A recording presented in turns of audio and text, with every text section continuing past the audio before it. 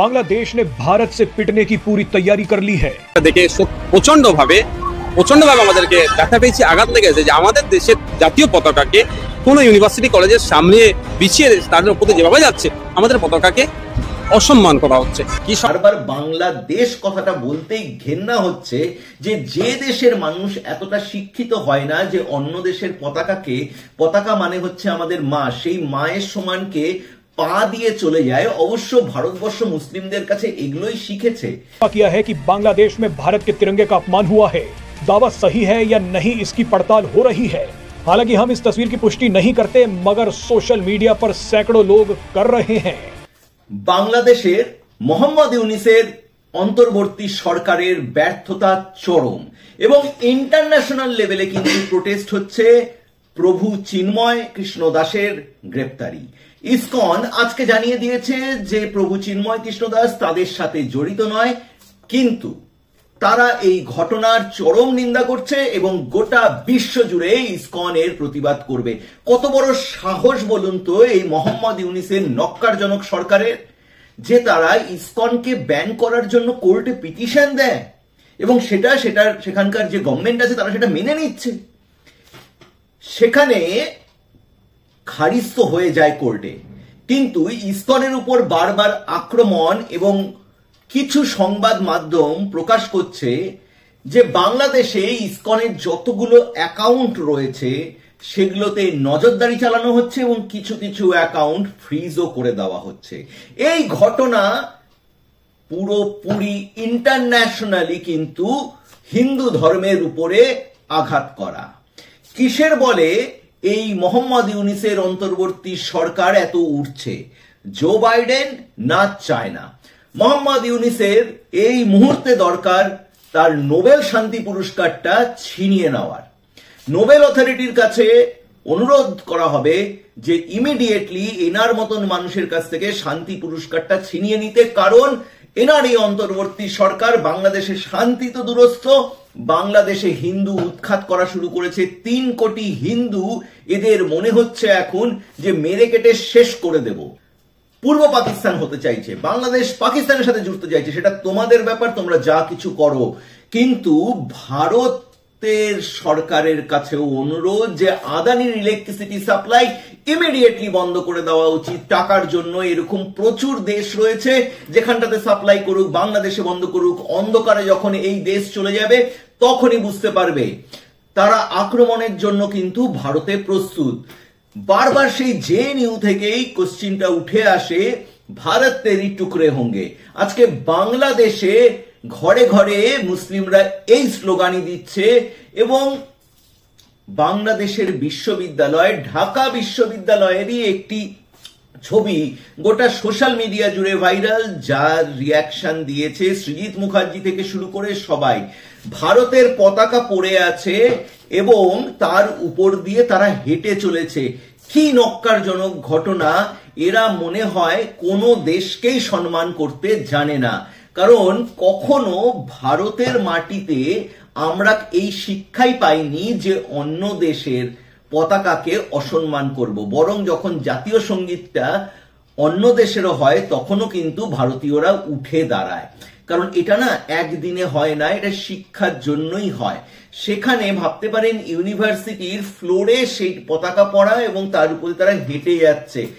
ভারতবর্ষের উপর এত অভিযোগ এবং এতটা নিকৃষ্ট মানের যে আঙ্গুল তারা তুলে যাচ্ছে, আজকে ভারত যদি পুরো কমিউনিকেশন বন্ধ করে দেয় বাংলাদেশের, কোন জায়গায় যাবে? কিসের ভরসায় উঠছে? জো বাইডেন তো আর কয়েকদিন, ট্রাম্প এসে তো মোহাম্মদ ইউনূসকে শেষ করে দেবে, কারণ ট্রাম্প প্রথমেই বলে দিয়েছিল যে ব্যক্তিটি তার সমালোচনা করেছিল সে এখন কোথায়, মনে আছে তো? এবং সেই জন্যই আজকের বিগ আপডেট আপনাদের দিয়ে দিতে চলেছে আমার চ্যানেলের মাধ্যমে। জামায়াতে ইসলাম থেকে শুরু করে বাংলাদেশের কিছু নিষিদ্ধ গোষ্ঠী এই মুহূর্তে দাঁড়িয়ে চায়নার আবেদনে সাড়া দিয়ে চায়নায় গেছে মিটিং করতে। কি সেই মিটিং এর ফলপ্রসূ হয়ে উঠবে যে যখন ইউএস এর হাত থেকে কিছু করতে পারলো না, তাহলে পরে চায়নার হাত ধরে পাকিস্তান ভায়া ভারতকে চারিদিক থেকে আক্রমণ করবে। এটাই কি তাদের লক্ষ্য, না চায়নার কাছ থেকে তারা শক্তি নিতে চায়? কারণ জানুয়ারির পরে বাইডেন আর কিন্তু বাঁচানোর জন্য আসবে না। এতদিন তারা যে দম্ভে উঠছিল সেই দম্ভের জায়গা থেকে জিওপলিটিক্যালি তারা ট্রান্সফার হয়ে গেল চায়নার দিকে। কিন্তু চায়নাও কি এই মুহূর্তে দাঁড়িয়ে সেইভাবে হেল্প করবে, প্রকাশ্যে কি আসবে? কারণ ব্রিক্স সম্মেলনের পরে ভারত এবং চায়নার ইন্টারন্যাশনাল রিলেশন কিন্তু প্রচন্ডভাবে স্ট্রং হয়ে গেছে, এবং ভারত এবং চায়নার ইন্টারন্যাশনাল রিলেশন যেহেতু স্ট্রং হয়ে রয়েছে, এই মুহূর্তে দাঁড়িয়ে দু দেশ তাদের বর্ডার নিয়ে কিন্তু চিন্তার চেয়েও তারা কিন্তু খুবই বিচক্ষণ ভাবে নিজের জায়গা থেকে তাদের বর্ডারকে অবজার্ভ করছে। সেখানে চায়না থেকে যদি কিছু ফান্ডিং হয়ে যায় ভারতকে আক্রমণ করার এবং ভারতকে ভাগ করার, সেটা কি চায়না এই মুহূর্তে দাঁড়িয়ে ভারতের সাথে সেই গন্ডগোলটা করে উঠবে?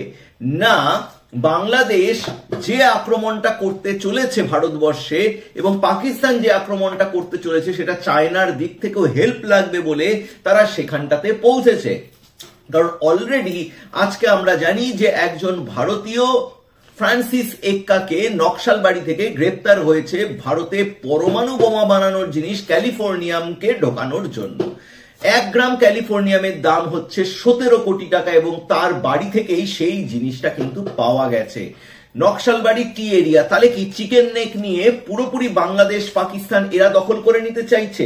আর চায়নাকেও বলছে তোমাদের ভাগ দেব না? নাগাল্যান্ড এবং মিজোরামের যে মুখ্যমন্ত্রীরা গিয়ে বাইরে গিয়ে বলে আসে যে আমাদের জো কমিউনিটির জন্য আলাদাভাবে দেশ চাই, তাদের সাথে হাত মেলাচ্ছে। বাংলাদেশ এত পয়সা পাচ্ছে কোথা থেকে?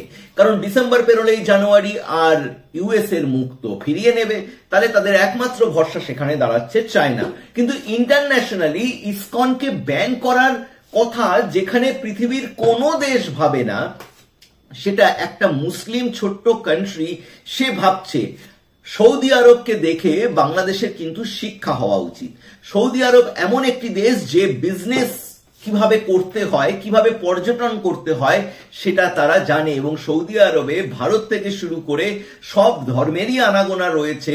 এবং যেখানটাতে নরেন্দ্র মোদী গিয়ে হিন্দু মন্দির উদ্বোধন করে, সেখানকার যে প্রিন্স থাকে সেই প্রিন্স নরেন্দ্র মোদীকে আহ্বান জানায়, এবং দুবাই এবং সৌদির সাথে ভারতের সম্পর্ক যথেষ্ট ভালো। সেখানে বাংলাদেশ কোথাকার কে একটা ছোট্ট দেশ, বলা হয় যে ফারাক্কার সবগুলো যদি ব্রিজের লক গেট খুলে দেওয়া যায় বাংলাদেশ জলের তলে চলে যাবে। আমরা তো এই চ্যানেলের মারফত বলবো যে ইমিডিয়েট বেসিসে ভারত সরকার আদানিকে বলে কারেন্টটা অফ করিয়ে দিক, যত রপ্তানি আমদানি হতো ভারতের থেকে সমস্ত বন্ধ করুক। কারণ বাংলাদেশ কোনোভাবে কিন্তু এই ঘটনা মানছে না। আজকেও দিল্লি থেকে কিন্তু স্বরাষ্ট্র দপ্তর থেকে কঠোরতম ব্যবস্থা নেওয়ার কথা বলা হয়েছে, কিন্তু মোহাম্মদ ইউনূস তো কিছু শুনতে পান না। কারণ তিনি তো ভারত বিদ্বেষী এবং তিনি এক প্রকার চাপে পড়ে, বা তিনি এই জন্যই এসছেন যে পাকিস্তানের হাত ধরে আবার সেটাকে পাকিস্তানের অংশ করবে। কিন্তু ভারত এই মুহূর্তে দাঁড়িয়ে কি স্ট্র্যাটেজি করতে পারে? কারণ যে কোনো মুহূর্তে ভারতবর্ষে অ্যাটাক হতে পারে, এবং সেটার জন্য আমরা যে বাংলা বসে ভিডিও করছি, পশ্চিমবঙ্গ এমন একটি জায়গা যেটা হাইলি অ্যালার্ট একদম। সেখানে সেনাবাহিনী থেকে শুরু করে সবাই যেন একদম রাতের ঘুম উড়ে গেছে ক্যালিফোর্নিয়াম পাওয়ার পরে।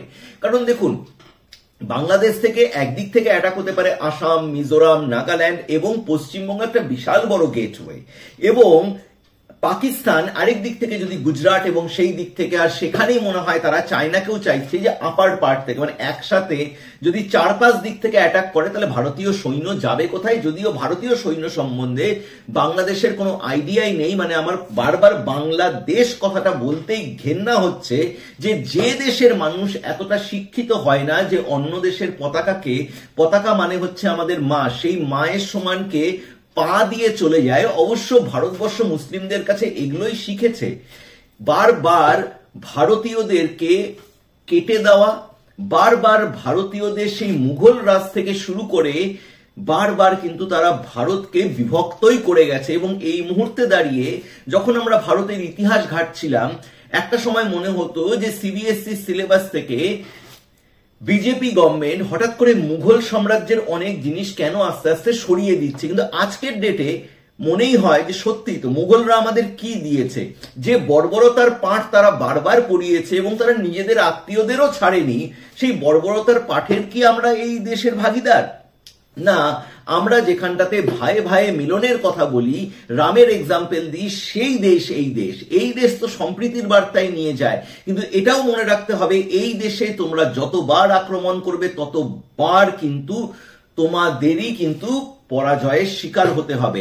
আজকে ইসকনের উপর আক্রমণ মানে কিন্তু হিন্দু ধর্মের উপর আক্রমণ, এবং যেটা ইন্টারন্যাশনালি কিন্তু এর প্রোটেস্ট হচ্ছে। And thanks to singer Mary Millben কিছুক্ষণ আগে টুইটারে টুইট করেছেন, ইউএসএ বেস সিঙ্গার, এবং তিনি টুইট করে বলেই দিয়েছেন যে এটা নিন্দনীয় ঘটনা এবং ইন্টারন্যাশনালি ইসকনও এই ঘটনার প্রোটেস্ট করছে। তারপরেও কি এক ফোঁটাও শিক্ষা হওয়া উচিত? না মুসলিম করে লাফিয়ে যাবেন যে আমাদের দেশে হিন্দুও থাকবে না, খ্রিস্টানও থাকবে না, তাহলে দেশটার কি হবে? দেশটা আদৌ থাকবে কিনা সেটা নিয়ে বাংলাদেশিরা ভাবুন। আর এই প্রভু চিন্ময় কৃষ্ণ দাসের নিঃশর্ত ইমিডিয়েটলি মুক্তি দিন। আপনারা কি চাইছেন, যে হিন্দুদেরকে শেষ করে দেবেন? হিন্দুরা পৃথিবীর সব জায়গায় আছে, বাংলাদেশের চেয়ে বেশি মুসলিম তো শুধুমাত্র ভারতবর্ষে রয়েছে, তারা আমাদের সাথে সাথ মিলিয়ে চলছে। আপনারা আপনাদের দেশের হিন্দুদেরকে রক্ষা করতে পারছেন না, কিসের আপনারা? না আপনারা চাইছেন যে হিন্দু নিধন করে পুরোটাই মুসলিম হয়ে যাবে? যদি এরকম কিছু ভেবে থাকেন তাহলে পরে ওটা ভাবনাই রাখুন, কারণ সময় বেশি দিন লাগবে না, আপনার দেশ নিশ্চিহ্ন হয়ে যাবে। কারণ যে দেশ অন্যকে সম্মান করে না, সে দেশ হয়তো নিজেদের কেউ সম্মানটা জানায় না। ভালো থাকবেন, সুস্থ থাকবেন, এবং এই ভিডিওর মারফতে আমি বারবার বলবো, প্রভু চিন্ময় কৃষ্ণ দাসের নিঃশর্ত মুক্তি চাই।